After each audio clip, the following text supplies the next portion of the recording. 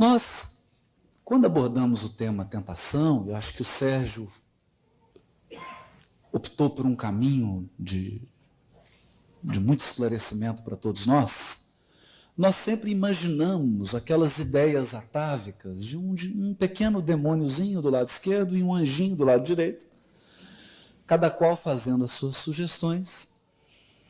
E essa imagem, essa pintura, não sai da mente das pessoas, de modo que a palavra tentação é sempre associada a um ambiente religioso e a ideias religiosas que já ficaram no passado. Quem dera se a tentação fosse assim algo tão simples, se ela se resumisse a duas personalidades, uma totalmente voltada para o bem e outra totalmente voltada para o mal, que estivessem a nos influenciar como se fosse uma campanha política tentando obter o nosso voto e a nossa adesão. Não é tão simples assim. Eu gosto da maneira muito carinhosa e divertida com que Chico Xavier se refere à tentação.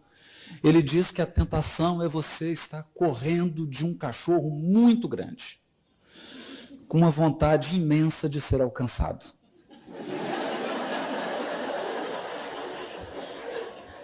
Porque a tentação tem um componente forte do desejo. Tentação significa que há uma divisão. Um lado do nosso psiquismo deseja ardentemente repetir, viver novamente, experimentar, extrair prazer daquela experiência. E um outro lado, já mais consciente, já mais esclarecido, mais fortalecido, sabe que é preciso avançar. Avançar. Portanto, nós queremos conduzir essa reflexão de hoje de uma maneira mais leve, sem instilar qualquer sentimento de culpa e sem partir por um discurso também moralista, de estabelecer regras ou de julgar o passado, lembrando Paulo de Tarso quando diz: graças a Deus já somos o que somos. E nós só somos o que somos porque trilhamos os caminhos e vivemos vastas experiências ao longo da evolução. Algumas que trouxeram muitas alegrias para o nosso coração, outras que trouxeram imensas tristezas, mas o certo é que nos tornamos experientes. Porque a angelitude, a pureza da alma, não é conquistada por espíritos de cristal ou de açúcar. O anjo é feito de adamantium. Ele é forjado na luta, na renúncia, no sacrifício, no trabalho, na disciplina. Conhece a desilusão e a amargura de perto. As entidades angélicas têm uma profunda compaixão pelo nosso piso de experiência evolutiva, porque sabem exatamente o que é estar na posição em que estamos. Sabem exatamente o que é a condição e a vulnerabilidade de um encarnado. E é sobre esse ponto agora que a gente gostaria de navegar. A vulnerabilidade do encarnado. Há uma passagem do Evangelho em que Jesus se refere. Na verdade, o espírito está pronto, mas a carne é fraca. E Emmanuel, na sua lucidez, define o espírito como representando a nossa fonte, o nosso núcleo divino. Aqueles potenciais que lembram esse maravilhoso vídeo de divulgação do Congresso, da FERGS, agora em outubro, em Gramado. Uma planta, uma semente que vai desabrochando, porque nós temos o DNA de Deus em nós. Nós somos imagem e semelhança do Criador. Fomos destinados à pureza e à perfeição relativa da criatura. Preparados para uma felicidade sem mescla, evidentemente que será alcançada num processo árduo e longo de construção de si mesmo, porque a evolução respeita um princípio da lei divina, que é o espírito de sequência da natureza. A natureza tem um espírito de sequência. Toda a realidade começa na semente, desabrocha, se torna uma grande árvore, até que ofereça frutos. E a espiritualidade superior também não é diferente. Mas se essa é a característica do espírito, nós temos também a da carne. E não nos enganemos, diz Emmanuel, em uma de suas mensagens. Quem dera se a carne fosse apenas o corpo físico. Não é sobre isso que nós estamos falando. O corpo físico é apenas uma condensação fluídica, uma condensação de energias que nos permite operar no mundo material. O corpo é uma veste, uma emanação, uma consequência do nosso corpo espiritual. Mas ele é um instrumento que não é nem culpado, nem tem o mérito das nossas escolhas. O corpo é uma tela que reflete com fidelidade a nossa consciência espiritual. Quando o Evangelho se refere à carne, está dizendo a um conjunto de características do ser encarnado. A carne como representando vulnerabilidade. Vulnerabilidade. E o que significa isso? Estar encarnado é, por exemplo, independente de ter algum débito, tropeçar nessa escada e quebrar uma perna. Estar encarnado pode representar viver de uma maneira mais drástica o processo de envelhecimento. A impermanência. Saber que do berço ao túmulo nós somos peregrinos e experimentamos esse estado de impermanência. Eu não sei quanto tempo permanecerei encarnado. Não sei quanto tempo os meus vínculos estarão ao meu lado. Pessoas que nos sustentam, que nos nutrem magneticamente, espiritualmente, podem ser convidadas essa noite a regressarem ao mundo espiritual.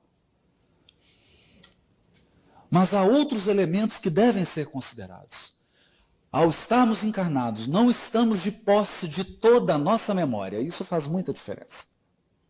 No sentido positivo e no sentido negativo.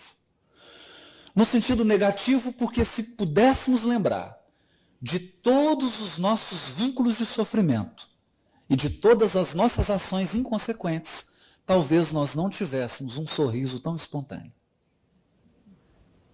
E como o Criador preza a espontaneidade, como o Criador vela pelo nosso sorriso, pela nossa alegria, Ele nos permite a bênção do esquecimento.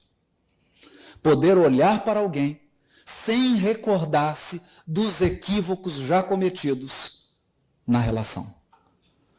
Poder recomeçar, de novo, reconstruir, refazer, reconstituir, recompor o destino, sem julgamentos, sem condenações, sob as bênçãos do esquecimento. Mas há outro lado também. Não lembramos com nitidez das nossas potencialidades. Elas fluem para o nosso consciente como intuições, aptidões. O que a mentalidade vulgar chama de talentos, mas que na verdade são aquisições. Se nós pudéssemos lembrar com nitidez de todos os idiomas que nós já falamos, o que seriam das escolas de idiomas? Imagine.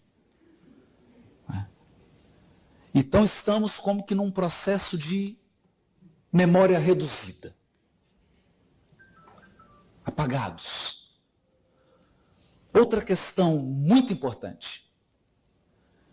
Ao encarnarmos, não temos uma sustentação magnética mais direta daqueles espíritos do nosso círculo familiar que já se encontram em estágios mais avançados. Isso nos conduz a duas situações. Primeiro, uma situação de saudade. de vontade de ser nutrido novamente, de poder estar ao lado desses corações que nos amam profundamente, mas que avançaram ao passo que nós preferimos estacionar. Eles nos nutrem, nos amparam, mas como estamos na carne, a nossa percepção, a nossa capacidade de usufruir em toda a sua pujança dessa nutrição magnética é menor.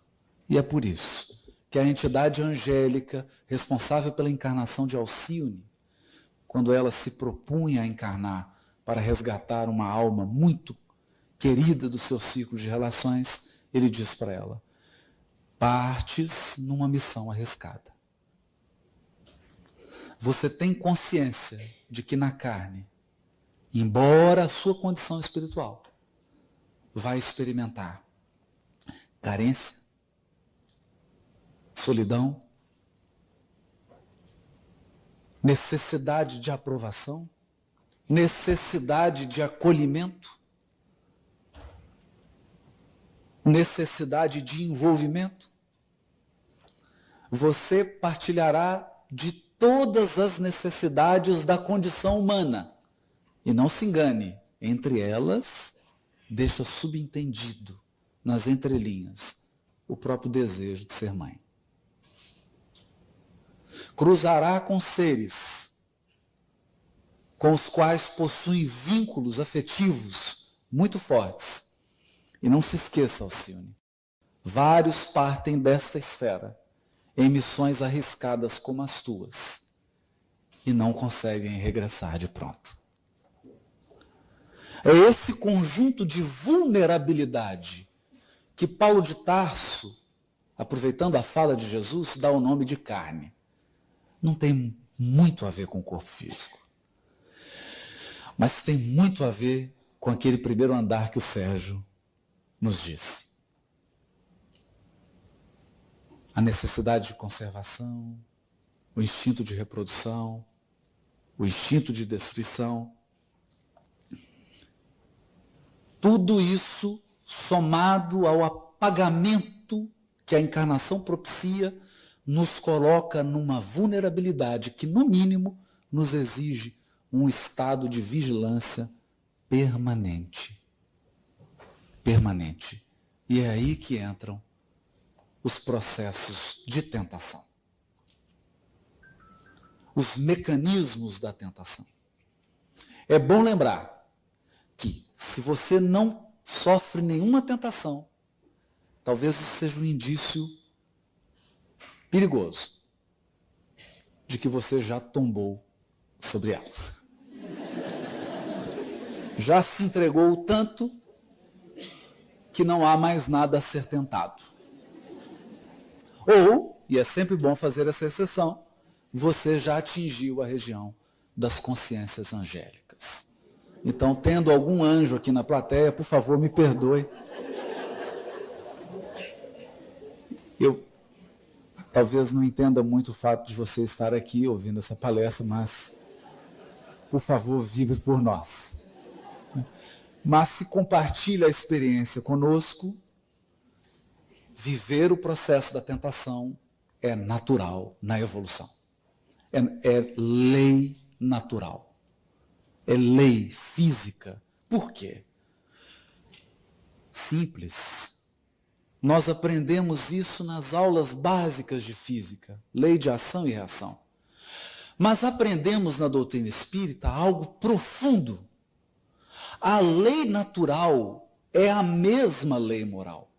E a lei moral é a mesma lei natural. Não existe uma lei natural e uma lei moral. Portanto, Newton é um sacerdote. Quando Newton estabeleceu as suas equações e as suas 3 leis, ele estava falando de evangelho. E de física também, porque não tem diferença. A lei divina ou lei natural é a mesma. É a mesma. Porque há um só Deus. Um só Deus. Uma só lei. há um plano de unidade na infinita diversidade da criação. Isso significa que, toda vez que eu instauro um movimento novo, eu preciso dar conta da inércia. Claro. Se você está dirigindo um carro a 100 km por hora e precisa reduzir para 40 km por hora, o que acontece? Você vai reduzir imediatamente, mas sofrerá simultaneamente a inércia do movimento anterior. Da mesma maneira, se você conduz um carro a 20 km por hora e acelera a 100, mudou o movimento, sofrerá a inércia do movimento anterior. Como que nós sentimos isso? Como que alguém sente isso? Não importa se ele sabe de física, se ele sabe de doutrina, isso não importa. Ele sente um solavanco para frente ou um solavanco para trás. E isso significa experiência da lei de Deus. Portanto, toda vez que eu saio de um processo psíquico que pode ter durado 5 existências e ingresso num novo movimento psíquico, há uma inércia do movimento anterior. Essa inércia do movimento anterior é vivida como um processo de tentação. Dá vontade de voltar. É natural. E às vezes a gente volta. Às vezes volta várias vezes, até ter força moral suficiente para sustentar o movimento novo. É assim que a criatura que teve 5, 10 existências, envolvidas em situações de poder, ao voltar nessa existência e ao se propor uma nova experiência, agora não mais centrada no desejo de poder, mas em outra proposta acolhida por ela, ela vai experimentar a inércia. E quando se percebe, enxerga-se repetindo velhos padrões de conduta, velhos padrões de crença, comportamentos inconscientes. Essa é a tentação. É natural. Não imaginemos que há um Criador julgando, que há um Criador recriminando, porque nós somos integralmente amados e respeitados por Deus. Integralmente amados e respeitados. Quer você avance, quer você regresse. Quer você avance, quer você estacione. O amor de Deus permanece inalterável. Porque isso integra a nossa experiência individual. E a experiência evolutiva, ela é pessoal, individual e intransferível. Não há empréstimo de aquisições espirituais. Há intercessões. Intercessões. Mas as intercessões integram o regime do amor de Deus, que sempre nos socorre, sempre nos reergue. Quem se propõe a uma evolução consciente está sempre em tentação. Está sempre lidando com comportamentos, com hábitos, cujas raízes se estendem ao profundo do nosso psiquismo, cujas raízes têm origem em experiências remotas do nosso espírito. É a nossa história, é a nossa genealogia. Assim, quando o Evangelho fala das multidões que seguiam Jesus, nós podemos imaginar, num plano social, várias criaturas seguindo Jesus. Mas se transferirmos essa observação para o plano interno, veremos em nós uma multidão. Porque o Haroldo de hoje é filho de alguém na encarnação passada. Mas esse alguém é filho de alguém da anterior. E assim eu vou numa cadeia regressiva e nós podemos voltar 20, 30, 40 reencarnações para trás. E eu perceberei, e o Sérgio está aqui, a gente vai conversar sobre isso e vai ajudar mais, que não é a minha área, aqui está um juiz metido à besta querendo falar de psique. Não é? Mas nós estamos só dando um enfoque do Evangelho aqui, baseado nos textos, né, e tremendo as pernas. Se estiver falando algum conceito impróprio, Sérgio, você levanta a mão, pelo amor de Deus. Não é? A verdade é que há uma multidão dentro de mim. Uma multidão. E não é só uma multidão de personalidades. Porque se há um eu profundo, se há algo central em mim, que não é o Haroldo, que não é o Sérgio, é uma consciência que observa. Porque o Sérgio, ele consegue se observar. Eu consigo, você consegue se observar. O que você pensa, o que você sente, como você se comporta, quais são os seus hábitos. Se você dá conta de observar, é porque você não é aquilo que está observando. Você não é os seus sentimentos. Não é os seus pensamentos. Há algo profundo e anterior. Há um ser divino, que é a sua essência. Ou um núcleo divino, desabrochando, acordando. E quando esse núcleo olha para a personalidade Haroldo, o que ele vê? Ele vê alguém com 1 metro e tanto, de cor tal, de cabelo tal, brasileiro, nasceu em Minas Gerais, exerce a profissão tal. Mas se esse eu profundo olha para a encarnação anterior, o que ele vai ver? Uma outra pessoa.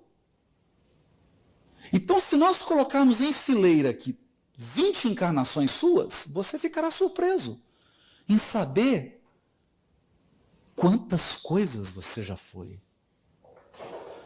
Quantas posições você já ocupou. E nós vamos tornar isso ainda mais complexo. Em cada personalidade que você animou, você tinha um círculo de relações. Você estava num contexto social. Você estava em um contexto cultural. Você agia segundo padrões do grupo onde você estava. E, principalmente, você atuava segundo o horizonte de evolução da humanidade naquele período. Porque não imagine que numa encarnação sua na Idade Média, você tivesse a percepção e a compreensão que você tem hoje em Porto Alegre. Não é assim. O certo é que quando soma isso tudo, mistura, é um desafio. É um desafio. É um desafio por quê? No livro Caminho, Verdade e Vida, capítulo 129, Emmanuel encerra uma mensagem, Origem das Tentações, dizendo assim, sutil, recorda-te de que cada dia tem situações magnéticas específicas. Hã? Como assim? Cada dia tem situações magnéticas específicas? Considera a essência de tudo o que te atraiu no curso das horas. Tudo o que te atraiu no curso das horas. E eliminarás os males próprios, atendendo ao bem que Jesus deseja. Como assim? Todo dia vivemos circunstâncias que funcionam como ímãs, possuem uma força atrativa. Mas adivinhe, coloque uma cesta de diamante na frente de um cavalo. Experimenta tentar o cavalo com isso. Não vai conseguir. Porque uma cesta de diamante não é uma situação magnética que atrai o cavalo. Não é? Chega em Brasília com uma cestinha de diamante. Você vai. Não é? Bom, vamos mudar de assunto. Agora enche essa cesta de milho e coloca na frente do cavalo. Então isso significa que há um processo que é vibratório. Vibratório. E é aí que Emmanuel diz assim, comentando a carta de Tiago, capítulo 1, versículo 14, onde Tiago diz, o apóstolo, antes cada qual é provado ou tentado pela própria concupiscência, que o arrasta e seduz. O Emmanuel diz assim, examinemos particularmente ambos os substantivos, tentação e concupiscência. Tentação e concupiscência. O primeiro exterioriza o segundo. Algo aconteceu dentro de mim, é a concupiscência, e depois aconteceu fora. Porque nós ocidentais vivemos uma ilusão de que o mundo exterior determina o mundo íntimo. Mas não é assim. É o mundo íntimo que determina o mundo exterior. Não é vida e pensamento, é pensamento e vida. Tal qual sentimos, tal qual pensamos, essa será nossa vida. Então a tentação é a exteriorização da concupiscência. E o que é então a concupiscência? Diz Emmanuel. O fundo viciado e perverso da natureza humana primitivista. Fundo viciado e perverso. Aqui nós temos dois componentes, vício e perversidade. Vício é algo que passou da medida. Nós dificilmente encontramos animais viciados.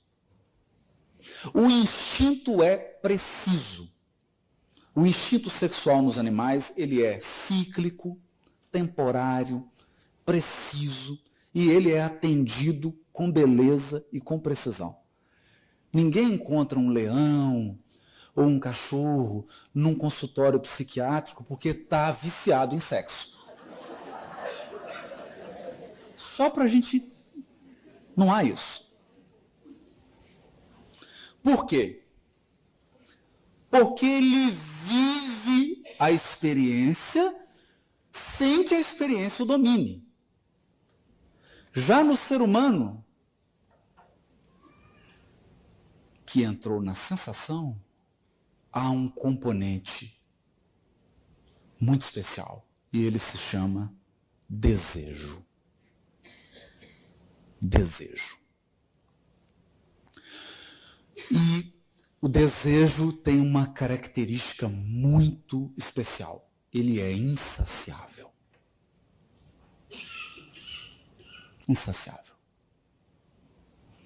O desejo, se não for conduzido, se não for direcionado com sabedoria e com autodomínio, por isso que o Sérgio colocou aquela frase bonita de Kardec. O que é a obsessão? É o domínio que um espírito exerce sobre outro. Domínio. Mas ele só exerce esse domínio porque a criatura não tem autodomínio. Autodomínio. Ninguém vive sem desejo, porque o desejo é a mola propulsora da evolução. Ele é o motor do barco. É ele que impulsiona o nosso psiquismo. E é ele que dá euforia, alegria de viver. É isso? Acho que você corrige aí.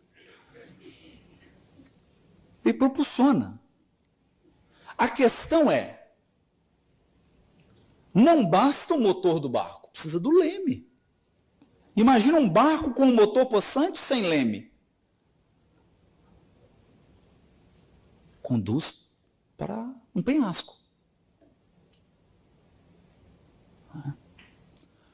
A questão é, ao longo da nossa experiência reencarnatória no orbe, nós fomos escravos do desejo. Mas não foi 1, 2, 3, 4 encarnações, não. Nós estamos falando de 50, 100. Tem gente aqui que está desde capela, ou seja, há 40 mil anos veio parar aqui, 25, 40 mil, e está aqui. E eu não sabia contabilizar quanto tempo ele ficou lá. Então, essa submissão ao desejo gera um fundo psíquico viciado, gera uma frouxidão da vontade. Uma incapacidade de autodomínio. E pior, uma inconsciência. Porque, como diz um pai da igreja, só pode ser salvo aquilo que é reconhecido. Se eu não reconheço a sombra, se eu não reconheço a minha fragilidade, não posso regenerar. Porque ninguém regenera o que não reconhece.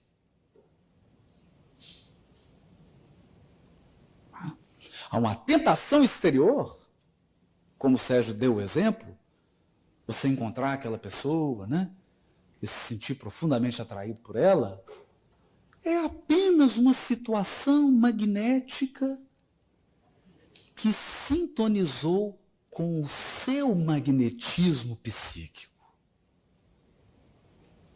O seu desejo sexual, que não está reconhecido e que não está trabalhado, atraiu essa circunstância. E vai atrair várias outras. É natural isso. É muito natural. É isso que Emmanuel está dizendo. Então, fundo viciado, mas tem também aqui um elemento que é a perversidade. E a perversidade é algo paradoxal, é algo que nos deixa perplexo.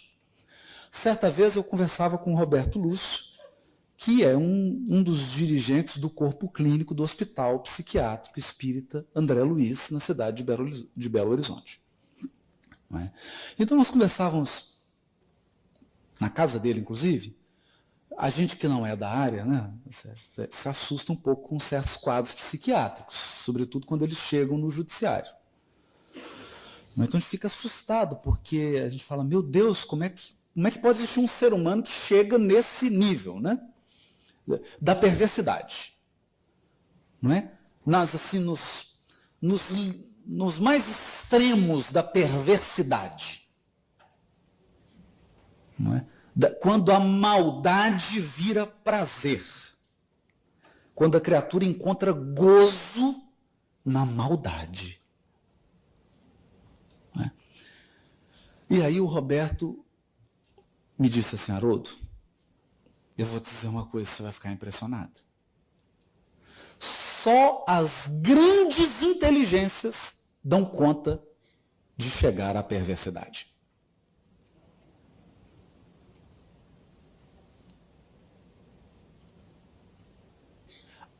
Uma criatura simples, que está no estágio mais mediano da evolução, que não tem um desenvolvimento da inteligência tão profundo, não chega a esses patamares de perversidade, não dá conta. Para chegar num patamar de perversidade, você tem que fazer um completo descolamento de razão e sentimento. Só grandes inteligências. Se alguém tem dúvida, eu recomendo que leia o livro Libertação e estudem nosso companheiro Gregório.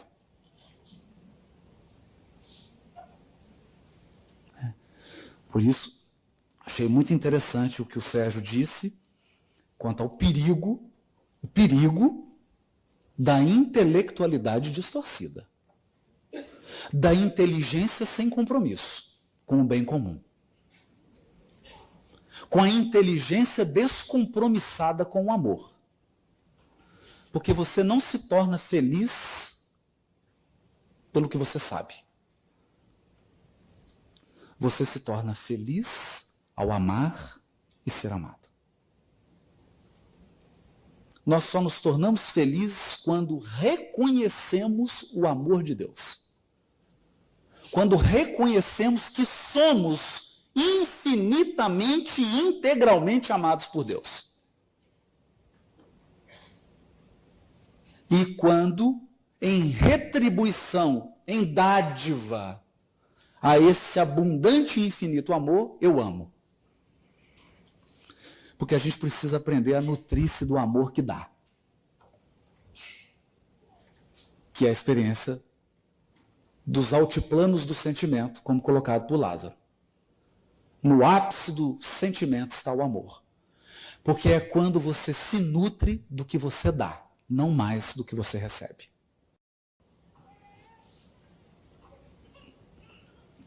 Até lá, muitos de nós fazem a experiência da inteligência sem compromisso.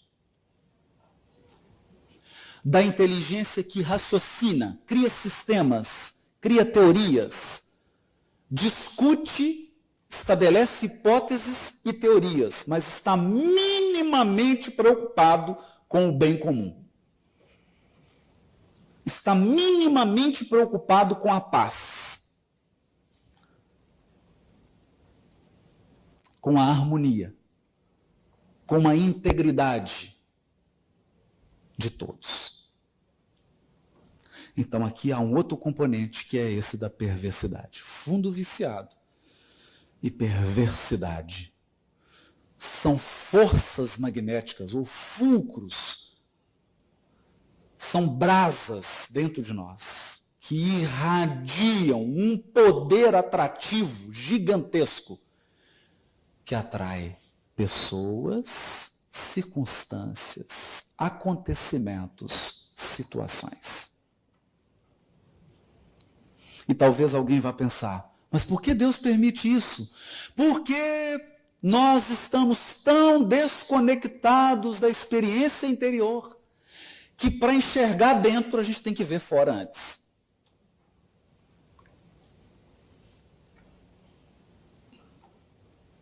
É a evolução feita aos tropeços. Eu preciso cair 20 vezes para perceber que eu estou mancando.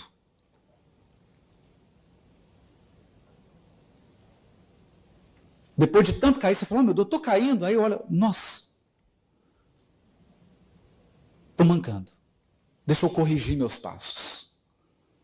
Deixa eu atuar por dentro. E essa é a proposta. Essa é a proposta. Porque não adianta isolar-se do mundo, não adianta adotar a postura psíquica do fariseu, que é vestir-se de pureza, né? Então, adotar rituais exteriores, que não são só religiosos. Existe uma série de outros rituais que são adotados para anestesiar a consciência. Como se, ao me afastar de lugares, ao adotar comportamentos exteriores, eu tivesse verdadeiramente fazendo o trabalho interior, fazendo a autoconfrontação, olhando para mim de verdade. que é doloroso. É bastante doloroso. Nós gostaríamos de chamar a reflexão agora, com base no livro Ação e Reação, alguns textos, mas aproveitando aí, inclusive, o diálogo aqui com o que o Sérgio já falou, temos aprendido que a consciência possui multiníveis. Como o Sérgio disse, não é compartimentado, é uma teia dinâmica.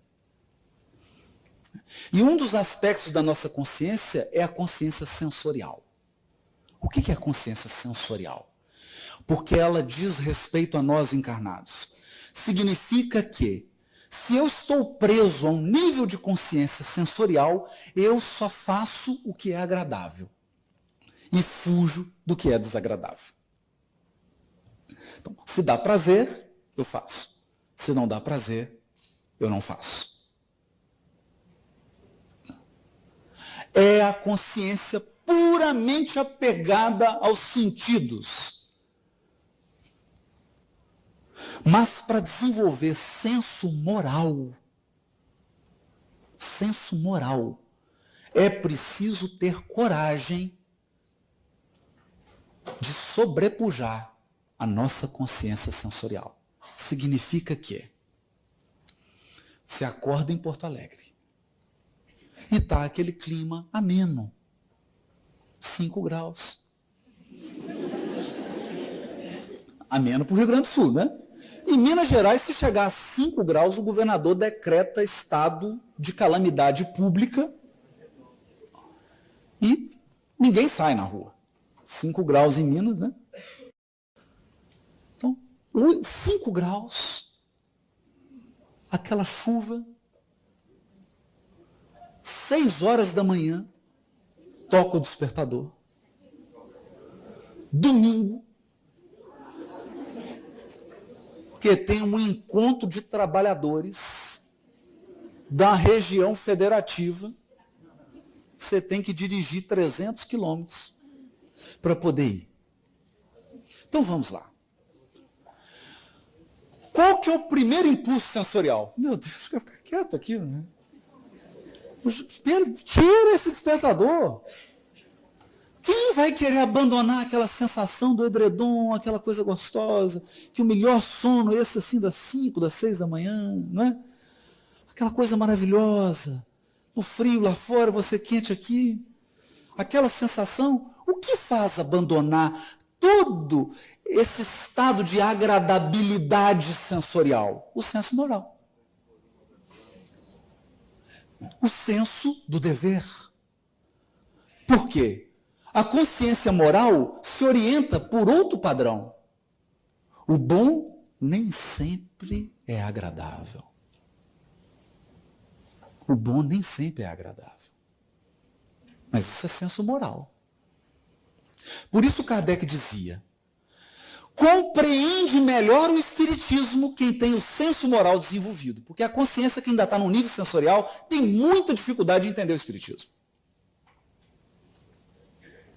E mais dificuldade ainda de entender o evangelho. Falando, esse povo de evangelho só vem falar de cruz, pelo amor de Deus. É só sofrimento. Não é. Não é. Você não adquire um título de competência sem senso moral, sem disciplina. Porque é chato mesmo. Um pianista que se apresenta num grande concerto, que estuda 8 horas por dia, é chato mesmo. É muito chato. É agradável você fazer um dia, fazer outro, mas fazer todo dia. O grande violonista Segovia dizia o seguinte: se eu ficar um dia sem tocar, não percebo muito. 2 dias eu percebo. 3 dias a plateia percebe. Então você imagina o que é isso? 6 dias por semana a criatura estudar 6, 7, 8 horas para ter um desempenho de 1h30. Passa 1 ano, passa 2, passa 3. Ele teve uma carreira de 70 anos. Desencarnou com quase 90 fazendo concertos. isso não pode ser agradável. Porque não é para ser agradável, é para ser bom. E o bom nem sempre é agradável. Então, quando nós dizemos de superar uma tentação, não é agradável. Não é. Agradável é cair na tentação. Por isso que o Chico dizia.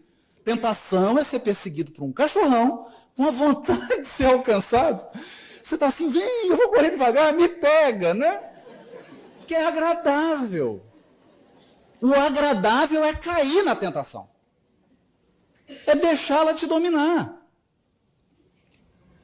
O desagradável é vencer-se, é superar-se. E para isso, qual a força? Qual a força que polariza o nosso esforço de renovação íntima? Qual é a força que nos torna capaz de superar hábitos milenares? O benfeitor Druso, no capítulo 2 do livro Ação e Reação, diz o seguinte: é que o propósito da vida trabalha em nós, e conosco,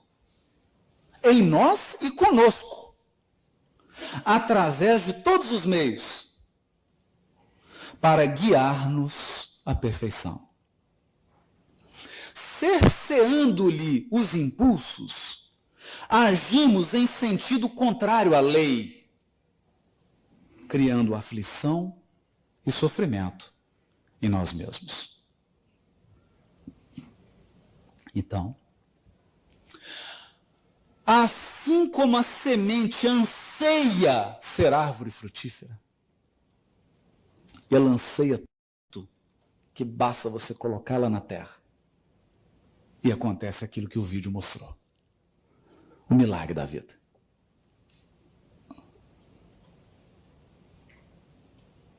Tudo que é vivo anseia por expressar os seus máximos potenciais. Então, cada um de nós aqui sabe, lá no fundo, mas é lá no fundo mesmo, que é um ser angelical. E essa certeza, essa memória, essa lembrança, geram um impulso. Por quê? Porque representa Deus agindo na minha consciência. O lugar onde Deus mora é dentro de mim. Ele é essa força que trabalha em nós e conosco. Em nós e conosco, guiando-nos por todos os meios à perfeição.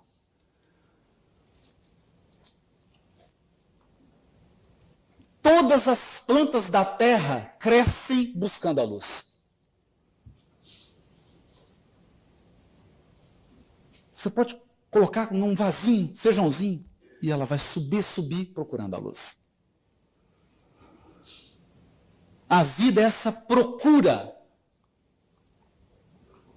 E nós, seres humanos, não nos sentimos plenamente felizes e realizados se não realizarmos os nossos máximos potenciais. É da nossa natureza. É da nossa natureza. Dentre esses potenciais divinos estão o potencial de amar, o potencial de renunciar, o potencial de aprender, o potencial de cooperar com Deus, porque nós somos filhos dele, e o filho anseia comungar com o Pai. Há uma fome de amor em todos nós, que é insaciável e insubstituível por qualquer criatura. Você pode estar com a sua alma gêmea e sentir um vazio interior, um vazio interior. Porque esse vazio só pode ser preenchido por Deus. É a nossa sede de comunhão com o Pai. É um propósito que nós podemos cercear esse impulso? Podemos. Podemos. Podemos tamponá-lo? Podemos. E isso faz o quê? Isso gera aflição e sofrimento em nós mesmos.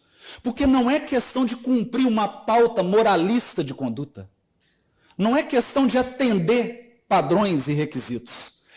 É uma questão de ser você. É impossível ser feliz sem realizar os máximos potenciais que estão dentro de nós. Não tem jeito. Nós ansiamos por expressar essas potências divinas. E é por isso que Kardec, na questão 621, pergunta assim: onde está escrita a lei de Deus? Na consciência. Se está escrito na consciência, por que Deus permite que ela seja escrita? Os homens se esqueceram e a menosprezaram. Quis Deus que eles se lembrassem. Então, voltar para esses impulsos interiores é lembrar da lei.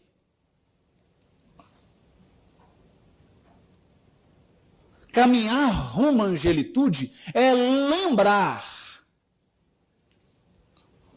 é acordar, é despertar a consciência. Despertar, porque já está dormindo aí dentro de nós. E é por isso que Silas, no capítulo 8, já caminhando para o final, do livro Ação e Reação, ele diz assim, vou tirar porque agora a vista cansada, a idade já está chegando. Todos possuímos, além dos desejos imediatistas comuns, que é a esfera, necessidade de ir ao banheiro, necessidade de comer, não é? Aquelas necessidades comuns que geram desejos, não é mesmo? Daqui a pouco nós vamos desejar comer alguma coisa à noite? Espero, né, Gabriel? Estou dando a dica. Hashtag, fica a dica. Hashtag, fica a dica, né? Então, além desses desejos imediatistas comuns, em qualquer fase da vida, todos nós possuímos um desejo central. Ou tema básico dos interesses mais íntimos. Olha que interessante. É a tônica que define a nossa irradiação. Por isso, além dos pensamentos vulgares que nos aprisionam à experiência rotineira, emitimos com mais frequência os pensamentos que nascem do desejo central que nos caracteriza. Que pensamentos esses que passam a constituir o reflexo dominante de nossa personalidade. Desse modo, é fácil conhecer a natureza de qualquer pessoa em qualquer plano, através das ocupações e posições em que prefira viver. Autoconhecimento. Isso significa que, se nós nos propomos sair vitoriosos dos processos de tentação, é importante cada qual identificar qual que é o tema básico do seu psiquismo. Para uns é a sexualidade, a troca afetiva. Para outros são as relações humanas que envolvem hierarquia, portanto o poder. Mas são sempre relações. Sempre relações. Tudo tem a ver com o nosso interagir com o outro. Pode ser a nossa relação com os bens, com os recursos. A ânsia de acumular, a ânsia de guardar. Cada um tem um tema básico.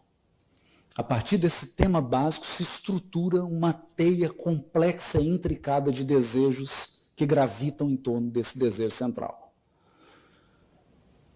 Isso tudo forma uma vibração. Isso tem cor, tem frequência, tem cheiro, tem um raio, tem uma energia. Isso atrai, isso define quem nós somos.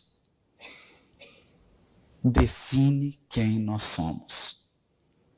Portanto, quando falamos em evangelho, em reforma interior, estamos falando do maior projeto humano.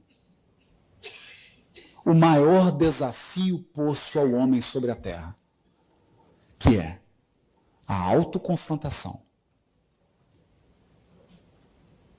Conhecer-se, identificar-se, para poder, com o auxílio das forças divinas que atuam em nós e conosco, estabelecer um novo movimento, um novo rumo, uma nova alvorada. Muito obrigado pela atenção de todos. Voltamos.